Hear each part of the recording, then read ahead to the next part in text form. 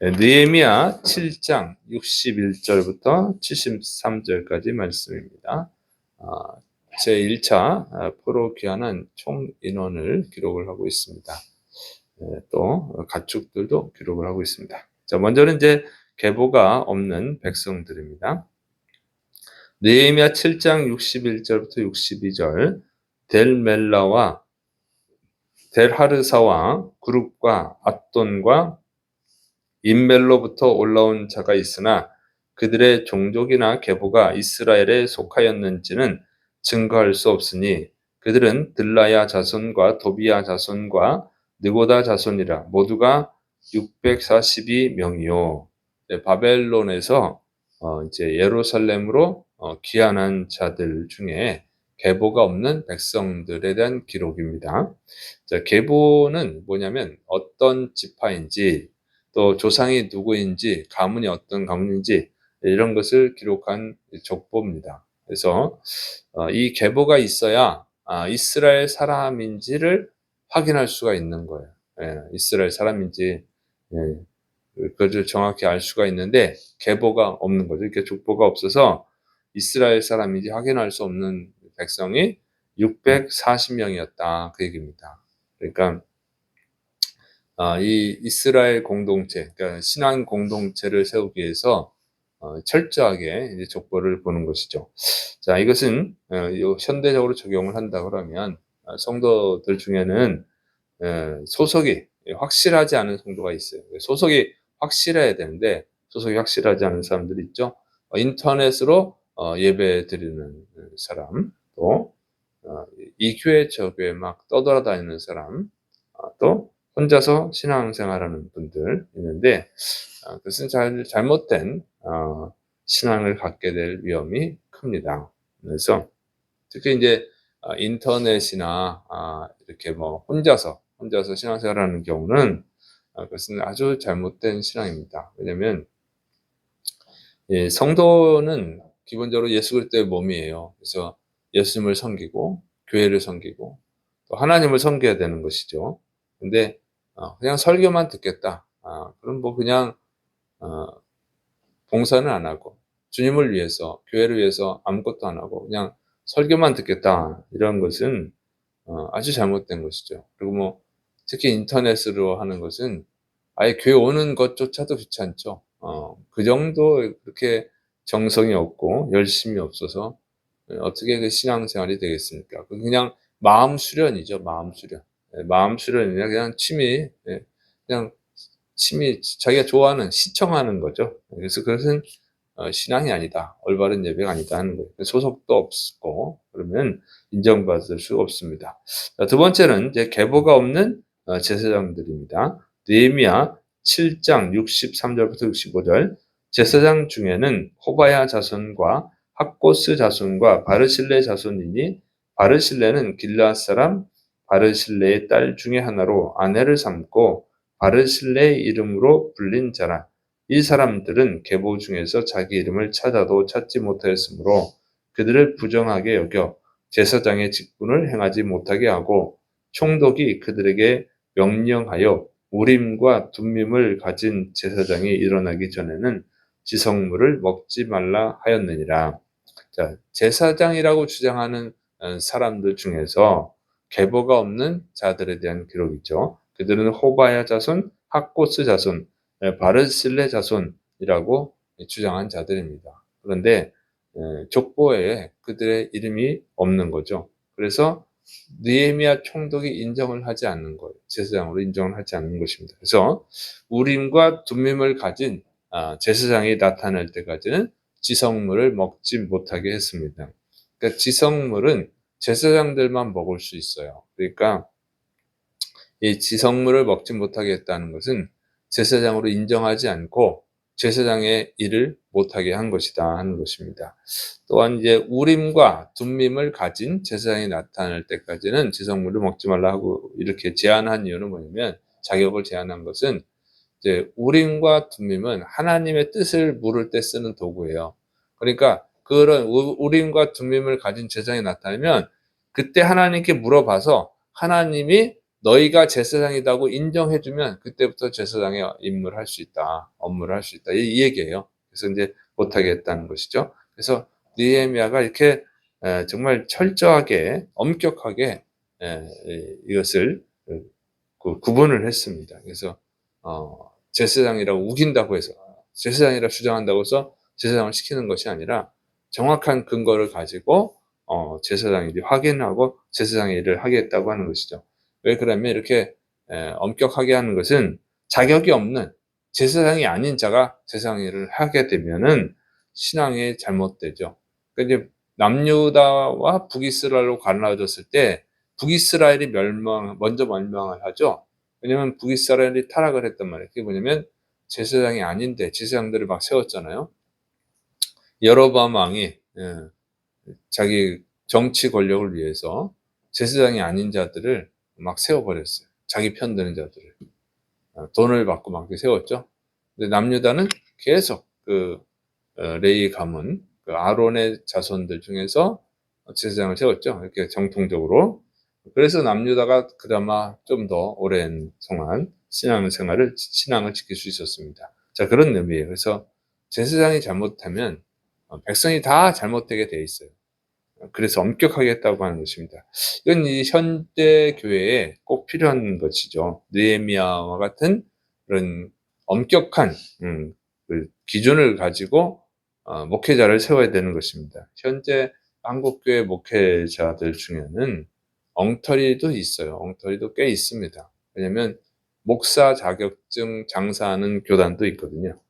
신학 공부를 제대로 하지도 않았는데 신학교도 제대로 다 안 나온 사람도 막 주고 아예 안 나온 사람도 주는 데도 있어요. 자격증 장사하는 것이죠. 그래서 그런 사람들이 꽤 됩니다. 그러니까 엉터리가 되는 거예요. 한국 교회가 타락해가는 것은 목회자를 아무나 막 남발을 해서 그렇습니다. 그래서 교회 숫자가 적은 군소교단이라고 하는데 어쨌든 교회 숫자가 적은 교단일수록 그렇게 막 마구 남발을 하는 경우가 있고 아예 그냥 사기꾼 단체도 있어요. 교단도 없는데 그냥 자격증을 주는 사람도 있고 심지어 뭐 스스로 나는 목사다 이렇게 주장하는 사람도 있습니다. 성도들이 그걸 잘 지혜롭게 구분을 해야 되는데 조사를 해보고 해야 되는데 그렇게 하지 못하죠. 그래서 엉터리로 이 목회자를 자꾸 세우니까 한국교회가 타락해 가는 것입니다. 그래서 한국교회를 개혁하기 위해서 꼭 필요한 것이 엄격한 기준에 의해서 목회자를 세워야 하는 것입니다. 자, 그다음에 세 번째로는 이제 귀환한 사람과 가축의 숫자입니다. 느헤미야 7장 66절부터 69절 온 회중의 합계는 42,360명이요. 그 외에 노비가 7,337명이요. 그들에게 노래하는 남녀가 245명이 있었고 말이 736마리요. 노새가 245마리요. 낙타가 435마리요. 나귀가 6,720마리였느니라. 귀환한 사람과 가축의 숫자를 기록을 한 이유는 하나님께서 이 바벨론 포로에서 돌아오게 해주시겠다, 귀환하게 해주시겠다 약속하셨죠. 그 예언하셨단 말이에요. 그 약속이 실제로 이루어졌다. 이 선지자들 통해서 예언한 것이 이렇게 실제적으로 이루어졌다는 것을 확인시켜 주는 것입니다. 그래서 하나님은 약속을 반드시 지키는 분인 줄을 믿으시를 축원합니다.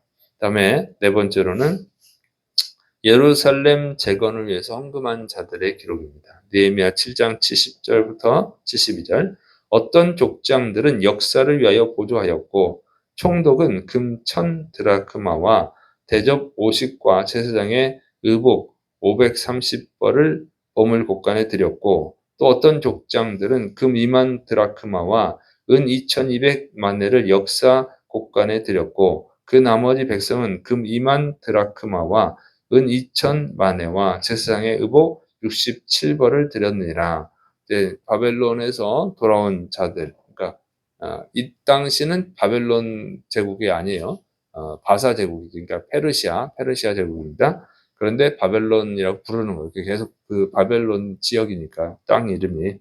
자, 거기서 이제 돌아온 백성들이 예루살렘 성벽 재건을 위해서 헌금한 것을 이렇게 기록을 한 것입니다. 그런데 폐허가 된 상태에서 예루살렘에서 생활하는 게 굉장히 어려웠죠. 그리고 고통스러웠어요. 그러니까 경제가 굉장히 안 좋은 상태였고, 그래서 성벽을 재건하러 왔단 말이에요. 그러니까 그 고통스러운 상황에서 성벽을 재건하면 또 힘들잖아요. 그 앞에도 나오잖아요. 굉장히 힘들어가지고 이게 탄식하는 그런 백성들도 있었죠. 그런데 그런 와중에도 이렇게 예루살렘 재건을 위해서 헌금한 믿음의 사람들이 있었다는 거죠. 그러니까 이 믿음의 사람들, 정말 아름다운 믿음을 가진 사람들이죠. 그러니까 이 사람들이 있었기 때문에 이제 예루살렘을 재건할 수 있었던 것입니다. 그래서 가만 보면 위대한 역사는요, 위대한 헌신자들이 있어서 되는 거예요.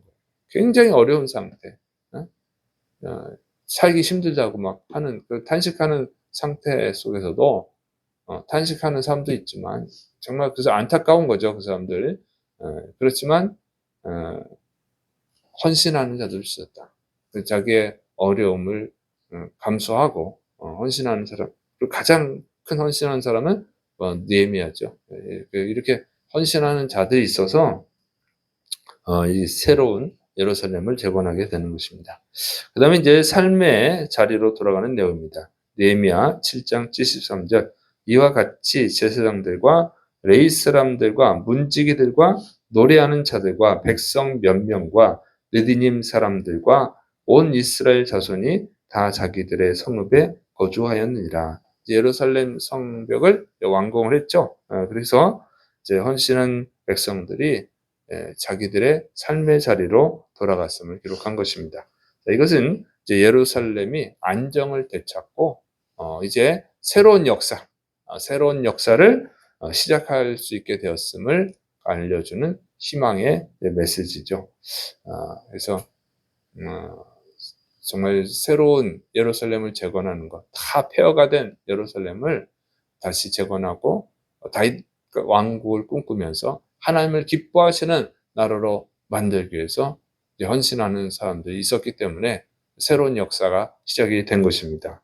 그래서 오늘날 우리 한국교회도 새로운 역사가 필요하죠. 다시 거룩한 부흥이 필요한 거예요.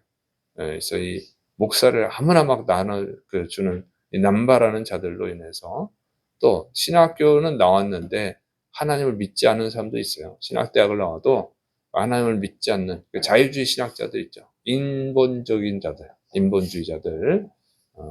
그들은 자기들이 인본주의자고 자라고 말은 안 해요. 그러나 그들 인본주의자입니다. 자, 그래서 그런 사람들로 인해서 오늘 한국교회는 굉장히 타락하고 신앙이 무너지고 교회에 모이는 것을 싫어하고 어떻게든 헌금이나 많이 받고 아니면 숫자나 많이 모이게 하려고 이러다 보니까 한국교회가 세속화되고 이렇게 그러니까 우리나라의 사람들을 바른 길로 인도하지 못하고 있습니다. 이런 때 정말 이 새로운 헌신자들이 필요한 거예요. 지금 정말 하나님의 뜻대로 교회를 부흥시키고 또 우리나라를 구원하는 그 소금과 빛의 사명을 감당할 헌신자들이 필요한 것입니다. 여러분들이 이 새벽에 예배드린 여러분들이 그런 위대한 헌신자들이 되기를 축원합니다. 이 설교를 듣는 여러분이 위대한 헌신자들이 되기를 축원합니다. 우리 교회가 부흥하고 한국 교회가 부흥하게 될 줄로 믿습니다. 기도하겠습니다. 사랑이 많으신 하나님 아버지, 오늘 우리 시대에도 하나님께 영광을 돌리고 우리나라를 구원할 위대한 헌신자들이 필요합니다. 주의 말씀을 듣는 주의 백성들이 이 새벽에 기도하는 주의 백성들이 위대한 헌신자들이 되게 하여 주옵소서. 하나님께 영광 돌리고 많은 영혼을 구원하는 우리나라를 구원하는 하나님의 용사들이 되게 하여 주옵소서. 주께서 역사하심 있고 예수님의 이름으로 감사하며 기도드립니다. 아멘.